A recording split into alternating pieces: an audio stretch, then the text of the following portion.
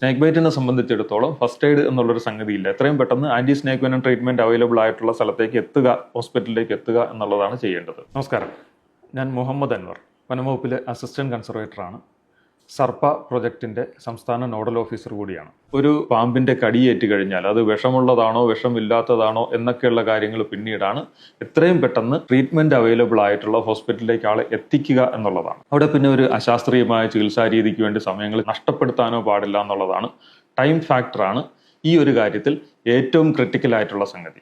ആദ്യത്തെ 10 മിനിറ്റ് അല്ലെങ്കിൽ ആദ്യത്തെ 1 മണിക്കൂർ അതിന്റെ ഒരു ആനുകൂല്യം നഷ്ടപ്പെട്ടു കഴിഞ്ഞാൽ ഒരുപക്ഷെ ജീവൻ പോലും രക്ഷപ്പെടുത്താൻ സാധിക്കാത്ത അവസ്ഥയിലേക്ക് കാര്യങ്ങൾ സങ്കീർണമാകാനുള്ള സാധ്യതകളുണ്ട്. അതുകൊണ്ട് ഒരു കുട്ടിക്കോ അല്ലെങ്കിൽ മുതിർന്ന ആളിനോ പാമ്പിന്റെ കടിയേറ്റ് കഴിഞ്ഞാൽ anti snake venom treatment available ആയിട്ടുള്ള ആശുപത്രിയിലേക്ക് എത്രയും പെട്ടെന്ന് ആളെ എത്തിക്കുക എന്നുള്ളതാണ് ഏറ്റവും അടിയന്തരമായി ചെയ്യേണ്ടുന്ന സംഗതി. ആന്റി വെനം ട്രീറ്റ്മെന്റ് അവൈലബിൾ ആയിട്ടുള്ള ആശുപത്രികളുടെ ലിസ്റ്റൊക്കെ വനംവകുപ്പിന്റെ സർപ്പ മൊബൈൽ ആപ്ലിക്കേഷനിൽ ലഭ്യമാണ്. അത് ഓപ്പൺ ചെയ്ത് നോക്കിക്കഴിഞ്ഞാൽ ഒരു ബൈറ്റ് ഇൻസിഡന്റ് നടന്ന സ്ഥലത്ത് നിയറസ്റ്റ് ഹോസ്പിറ്റൽ ഫസ്റ്റ് എന്നുള്ള രീതിയിലാണ്, ജിയോ ടാഗ്ഡ് ആയിട്ടുള്ള രീതിയിലാണ് ഹോസ്പിറ്റൽസിന്റെ ലിസ്റ്റ് വരിക.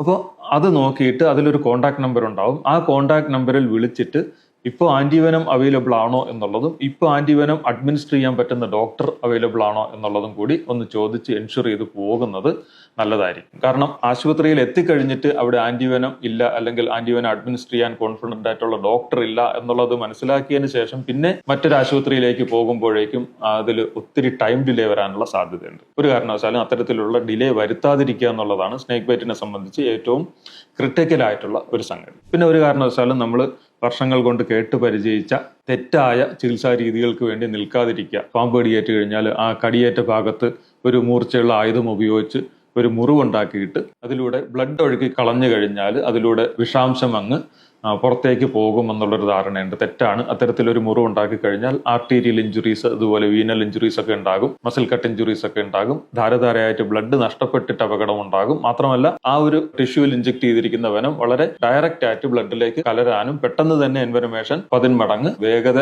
ഏറിയ രീതിയിലാകാനും സാധ്യതയുണ്ട്. അപ്പൊ അതുകൊണ്ട് അത്തരത്തിൽ മുറിവൊന്നും ഉണ്ടാക്കരുത്, മുറുക്കി കെട്ടരുത്. മുറുക്കി കെട്ടിക്കഴിഞ്ഞാൽ എസ്പെഷ്യലി ഹീമോടോക്സിക് ഇൻഫർമേഷൻ, അതായത് അണലി വർഗത്തിൽപ്പെട്ട പാമ്പുകളുടെ കടിയേറ്റതാണെന്നുണ്ടെങ്കിൽ ആ ഭാഗത്തെ ടിഷ്യൂസ് ഒക്കെ ഡാമേജ് ആകാനും ചിലപ്പോൾ ആ ഭാഗം തന്നെ മുറിച്ച് മാറ്റേണ്ടുന്ന സാഹചര്യത്തിലേക്കൊക്കെ എത്തിക്കാനും ഒക്കെ സാധ്യതയുണ്ട്. അതുകൊണ്ട് ഒരു കാരണവശാലും ആ കടിയേറ്റ ഭാഗത്തോ അല്ലെങ്കിൽ അതിന് മുകളിലായിട്ടോ ഒന്നും മുറുക്കി കെട്ടാൻ പാടില്ല. പച്ചമരുന്നോ അല്ലെങ്കിൽ അത്തരം മരുന്നുകളൊന്നും അരച്ചു പുരട്ടിയത് കൊണ്ട് വിഷത്തെ ന്യൂട്രലൈസ് ചെയ്യാൻ സാധിക്കില്ല.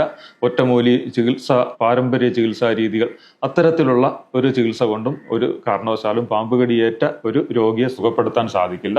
പിന്നെ സോപ്പ് ഉപയോഗിച്ചോ ഒന്ന് തേച്ച് കഴുകുന്ന അത്തരത്തിലുള്ളൊരു പ്രഥമ ശുശ്രൂഷ എന്ന് പലരും ചിന്തിക്കുന്ന അതുപോലും ഒഴിവാക്കുക എന്നുള്ളതാണ് ചെയ്യേണ്ടത്. കാരണം സ്നേക്ക് ബൈറ്റിനെ സംബന്ധിച്ചിടത്തോളം ഫസ്റ്റ് എയ്ഡ് എന്നുള്ളൊരു സംഗതിയില്ല. എത്രയും പെട്ടെന്ന് anti snake venom treatment available ആയിട്ടുള്ള സ്ഥലത്തേക്ക് എത്തുക, ഹോസ്പിറ്റലിലേക്ക് എത്തുക എന്നുള്ളതാണ് ചെയ്യേണ്ടത്. പാമ്പ് കടിയേറ്റ ഭാഗം സോപ്പ് ഉപയോഗിച്ചോ അല്ലെങ്കിൽ ഡെറ്റോൾ ഉപയോഗിച്ചോ ഒക്കെ നല്ല രീതിയിൽ തേച്ച് കഴുകി കഴിഞ്ഞാൽ നല്ലൊരു മസാജ് എഫക്റ്റ് ഉണ്ടാവുകയും എൻവെനമേഷൻ 10 മടങ്ങ് ഫാസ്റ്റ് ആവുകയും ചെയ്യും എന്നുള്ളതാണ് അതിൻ്റെ ഒരു അപകടം. പക്ഷെ ഒരു പട്ടി കടിക്കുകയോ അല്ലെങ്കിൽ പൂച്ച പോലുള്ള ജീവികളൊക്കെ കടിക്കുകയോ മാന്തുകയോ ഒക്കെ ചെയ്തു കഴിഞ്ഞാൽ നല്ല രീതിയിൽ സോപ്പ് ഉപയോഗിച്ച് തേച്ച് കഴുകുകയോ അല്ലെങ്കിൽ ഡെറ്റോളോ ഒക്കെ ഉപയോഗിച്ച് 10-15 മിനിറ്റ് കഴുകിയിട്ട് വേണം ഹോസ്പിറ്റലിലേക്ക് പോകാൻ. അത് മറ്റ് വൈറസ് പോലുള്ള സംഗതികളുടെ സാന്നിധ്യം ആ മുറിപ്പാടിൽ നിന്ന് ഒഴിവാക്കാൻ വേണ്ടിയിട്ടാണ്. സ്നേക്ക് ബൈറ്റിനെ സംബന്ധിച്ച് ഒരു കാരണവശാലും അത്തരത്തിലുള്ള ചികിത്സകളൊന്നും ചെയ്യേണ്ടതില്ല, അല്ലെങ്കിൽ ഫസ്റ്റ് എയ്ഡുകളൊന്നും ചെയ്യേണ്ടതില്ല.